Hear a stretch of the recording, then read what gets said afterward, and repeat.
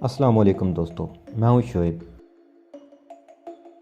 दोस्तों, खौफनाक कहानियां हम सब ही पढ़ते हैं और पढ़ते हुए जब डर लगता है तो हमें ये सोचकर हौसला हो जाता है कि ये सिर्फ कहानी के किरदार हैं और ये किताब से बाहर नहीं आ सकते। लेकिन अगर ऐसा हो जाए कि ये कहानियों के किरदार असली हों और किताब से बाहर आना शुरू कर दें, तब ये हमारा क्या हाल करेंगे। आज की फिल्मी कहानी भी कुछ ऐसे ही हालात पर है।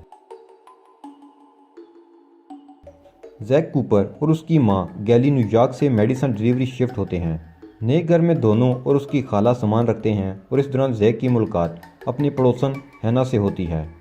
लेकिन हैना का खड़ूस बाप मिस्टर श्योरस जैक को खबरदार करता है कि इसकी बेटी से मेल मुलाकात से वो परहेज़ करे, वरना नतीजे अच्छे नहीं होंगे।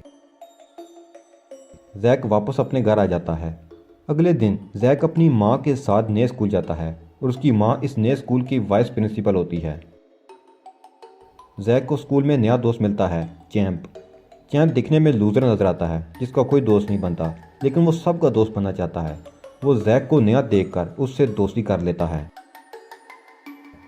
जैक घर वापस आता है तो शाम को उसकी मुलाकात अपनी पड़ोसन हैना से होती है। वो अपने बाप शेवर से छुपकर जैक के साथ बाहर जाती है। वो जैक को जंगल में दरख्तों के बीच एक ऐसे पार्क में लेकर जाती है जो कई साल पहले बना था, लेकिन अब वीरान पड़ा था। वहाँ वो उसे बताती है कि वो और उसके डैड घर बदलते रहते हैं और वो कॉलेज भी नहीं जाती, वो घर ही पढ़ती है। वहाँ से वापस आने पर हैना के डैड जैक को फिर से वार्निंग देते हैं। फिर जैक अपने कमरे में बैठा होता है तो उसे हैना और उसके डैड के लड़ने की आवाज़ें आती हैं और फिर हैना की चीखें सुनाई देती हैं। वो भागता हुआ उसके घर जाता है, लेकिन हैना के डैड उसे वापस भेज देते हैं।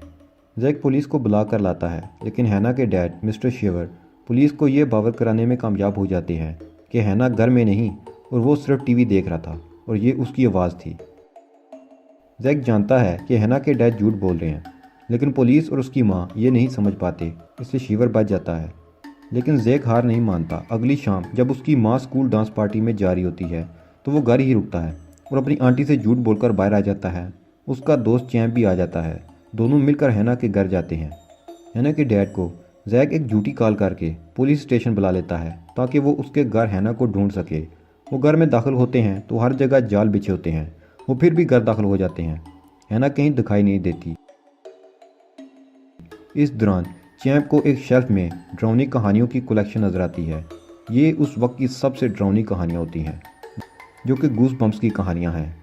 R.L. स्टाइन इन कहानियों का लिखारी है जिसे कोई नहीं जानता। इन सब किताबों को लॉक लगा होता है। जैक एक किताब का लॉक खोल देता है। इस दौरान हैना इन दोनों को चोर समझकर हमला कर देती है। जैक के हाथ से किताब छूट जाती है और इस किताब से एक बड़ा खौफनाक जानवर बाहर निकल आता है जो इन पर हमलावर होता है और घर से बाहर भाग जाता है। हैना परेशान हो जाती है और किताब उठाकर इस बला के पीछे भागती है। पीछे से बाकी किताबें भी गिर जाती हैं और एक और किताब का लॉक खुल जाता है। तीनों स्नोमैन का पीछा करते हैं और आइस हॉकी ग्राउंड में पहुंच जाते हैं, जहां हैना कोशिश करती है कि बला को वापस किताब में ले जाए। इसके लिए उसे स्नोमैन के पास जाकर किताब खोलनी होती है, लेकिन बला भी ये जानती है, इसलिए वो किताब छीनने की कोशिश में इन पर हमलावर होती है। वो भागते हैं और बला इनको पकड़ लेती है। वो उन्हें मारने के करीब ही होता है कि अचानक हैना के डैड की एंट्री होती है। वो उन्हें बचाने के लिए आते हैं और किताब में इस बला को वापस ले जाने में कामयाब हो जाते हैं। वो उन्हें लेकर वापस घर आता है और उन पर राज खुलता है कि इन डरावनी कहानियों का मुसन्निफ असल में हैना का डैड है। हैना का डैड असल कहानी बताता है कि जब वो बच्चा था तो उसे एलर्जी थी। सब बच्चे उसे तंग करते थे।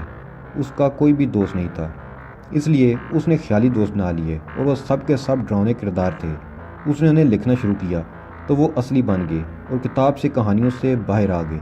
अपनी कहानी सुनाते हुए मिस्टर शेवर यानी R.L. स्टाइन देखता है कि एक और किताब खुली हुई फर्श पर पड़ी है और इस कहानी का किरदार स्लैपी बाहर आ चुका होता है।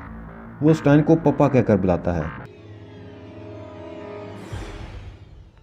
तुमको देखने के लिए मेरी आंखें तरस गई पप्पा। यह स्टाइन का अब तक का सबसे खतरनाक डरावना किरदार होता है, जिसका काम शहर को बर्बाद करना होता है। वो जिस किताब से निकला होता है उसको भी जला देता है ताकि स्टाइन उसे वापस न ले जाए। वो बाकी किताबों को भी उठाता है और सब किताबों के किरदारों को बाहर निकालकर किताबें जला देता है। अब उसका मिशन शहर को बर्बाद करना होता है और उसकी फ़ौज होती है स्टाइन की डरावनी कहानियों के सारे खौफनाक किरदार। ये सब स्लैपी का हुक्म मानते हैं और शहर में अफरा तफरी फैलाना शुरू कर देते हैं। सब लोग डर के मारे भाग रहे होते हैं और छुप रहे होते हैं। पुलिस को भी स्लैपी बर्फ का बना देता है और फिर सारे शहर के लोगों को भी।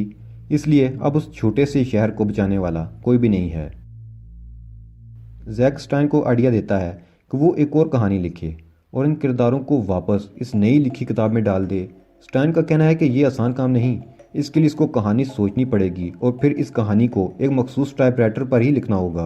और वो टाइपराइटर स्कूल में है जहाँ इस वक्त पार्टी चल रही है। अब वो स्कूल की तरफ चल पड़ते हैं, लेकिन रास्ते में बलाएं, बड़ी मक्खियाँ, वेयरवुल्व्स, ज़ोंबीज़ और इस तरह की खौफनाक बलाएं उन पर हमलावर होती हैं, जिनसे बचकर उन्हें वहाँ पहुँचना है। ये एक बहुत बड़ा चैलेंज है। वो स्कूल पहुँचते हैं तो जैक स्टाइन से पूछता है कि क्या हैना जानती है कि वो असली इंसान नहीं बल्कि कहानी का किरदार है। स्टाइन परेशान हो जाता है कि वो कैसे ये हकीकत जान गया, लेकिन राज खुल चुका था। हैना टाइपराइटर ढूंढ लेती है और उनको बुलाती है। स्टाइन कहानी लिखने बैठ जाता है। बाहर स्लैपी सारे मॉन्स्टर्स को इकट्ठा करता है और स्कूल पर धावा बोल देता है। स्कूल का स्टाफ और बच्चे अपने बचाव के लिए स्कूल के दाखिली दरवाजे बंद कर देते हैं, लेकिन वो फिर भी स्कूल के अंदर दाखिल हो जाते हैं।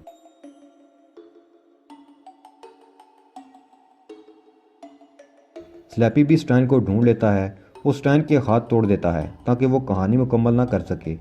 और स्कूल के बच्चों और स्टाफ पर सब मॉन्स्टर हमला कर देते हैं। वो सब स्टोरी रूम में छुपते हैं, लेकिन मॉन्स्टर जल्द ही इनको पकड़ने वाले होते हैं। वो ज़्यादा देर उन्हें रोक कर नहीं रख सकते थे। वो सब स्टाइन के पीछे होते हैं, इसलिए जैक स्टाइन को आइडिया देता है। स्टाइन स्कूल बस को स्टार्ट करता है और बाहर भागता है। सब मॉन्स्टर उसके पीछे हो लेते हैं। वो जब बस के पास पहुंचते हैं तो उसमें स्टाइन नहीं बल्कि एक बम होता है। वो फटता है और सब मॉन्स्टर्स मारे जाते हैं। ये सब जैक का प्लान था और सारे बच्चे दूसरी गाड़ी में स्कूल से बाहर महफूज आ जाते हैं। लेकिन इस तरकीब से उन्हें सिर्फ कुछ वक्त मिला था ताकि वो कहानी को मुकम्मल कर सकें, क्योंकि वो किरदार मर नहीं सकते थे, इसलिए वो वापस जिंदा हो गए। उस स्टाइन को ढूंढने लगे। स्टाइन फन हाउस में छुपकर जैक से कहानी लिखवाने लगा, क्योंकि उसके हाथ टूट चुके थे। वो खुद नहीं टाइप कर सकता था। लेकिन स्टाइन उन्हें ढूंढ लेता है और एक और मॉन्स्टर को किताब से बाहर निकालता है, जो जेली की तरह का होता है। जो चीज़ उसे छुए वो उसे खा जाता है। वो सब भागते हैं और स्टाइन जैक को कहानी मुकम्मल करने का कहता है। मॉन्स्टर स्टाइन को निगलना शुरू कर देता है और बाकी मॉन्स्टर जैक की तरफ बढ़ते हैं। वो हमला करते हैं, लेकिन जैक किताब को मुकम्मल कर लेता है। जैक जानता है कि अगर अब किताब खोली तो हैना भी वापस किताब में चली जाएगी, और हैना भी ये हकीकत जानती होती है। वो जैक को मनाती है, पर वो नहीं मानता। मजबूरन हैना किताब छीनती है और खोल देती है। किताब खुलते ही सारे मॉन्स्टर्स किताब में वापस जाना शुरू कर देते हैं और हैना भी किताब में वापस चली जाती है। जैक ये देखकर बहुत दुखी हो जाता है और स्टाइन भी। लेकिन हकीकत का सामना तो एक दिन करना ही था। सब लोग फिर से नॉर्मल ज़िंदगी शुरू कर देते हैं। स्कूल शुरू हो जाता है। जैक की खाला स्टाइन को पसंद करने लगती है और जैक भी स्कूल जाना शुरू कर देता है। जैक और स्टाइन हैना को बहुत मिस करते हैं, इसलिए स्टाइन एक और किताब लिखता है और हैना को वापस ले आता है। जैक ये देखकर नहायत खुश हो जाता है, उसे उसकी दोस्त वापस मिल गई थी। स्टैन बहुत खुश होता है कि सब नॉर्मल हो गया। वो स्कूल में टहलते हुए टाइपराइटर के पास आता है तो देखता है कि टाइपराइटर पर खुद ब खुद कुछ लिखने हो रहा है। वो इनविजिबल बॉय होता है जिसे वो भूल ही जाते हैं, और वो अब नई किताब लिखकर सब मॉन्स्टर्स को वापस बुलाने वाला होता है। यानी कहानी ख़त्म नहीं हुई, बल्कि नई कहानी शुरू हो जाती है।